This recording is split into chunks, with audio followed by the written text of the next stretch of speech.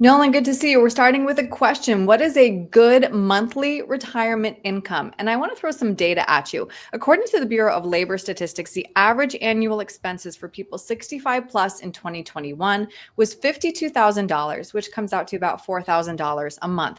But of course, no two people are alike. So figuring out what you will need in retirement is very much going to depend on your own unique retirement goals. But we do have some prompts to help people arrive at that number. The first prompt, you need to picture your ideal retirement and be as specific as possible. Thanks, Erin. And this is probably the first and most important step when trying to figure out your retirement expenses and how to cover them. Your ideal retirement. So this is not only what your current expenses are and what your current household items are and things like that, but what are some niceties that you want to introduce into your life over your retirement years? Or where do you want to go the first 5, 10, 15 years? Or what big improvements have you been putting off to the home for X amount of years? So yeah, I would say just ideal retirement, you need to be specific, come up with specific goals, specific things that you need to spend money on so that you can start to plan for those things. And that's where the planning process is. And part of that, of course, is that you need to track your expenses, be aware of what you're spending now, and then create a spending plan. Thanks. And a spending plan is a little bit more than a budget. It's what is your budget, but where is that money going to be coming from, and how are you going to be spending down your assets? So what portion is IRAs, Roth IRAs, taxable accounts, and how is your money going to start feeding from those different channels? And then next, you need to consider common risk factors, including longevity, inflation, and changes to Social Security.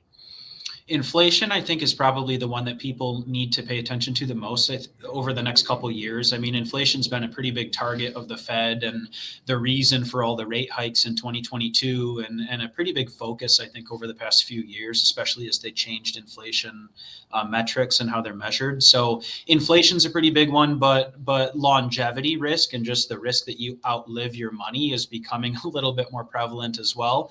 And then also changes to Social Security.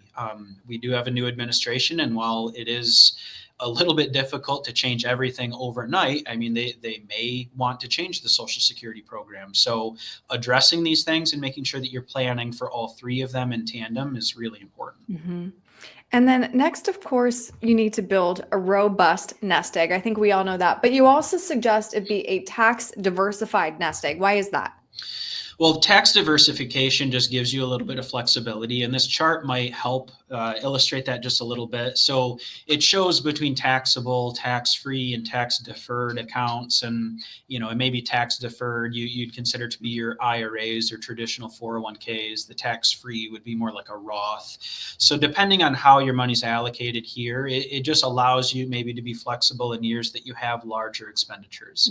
You want to do a new roof, you want to side the house, you want to do these like really big things all in one year. It's nice if you can take half of the withdrawal from an IRA and half from a Roth IRA just to mitigate the taxes a little bit. So tax diversification's paramount when planning for these things as well.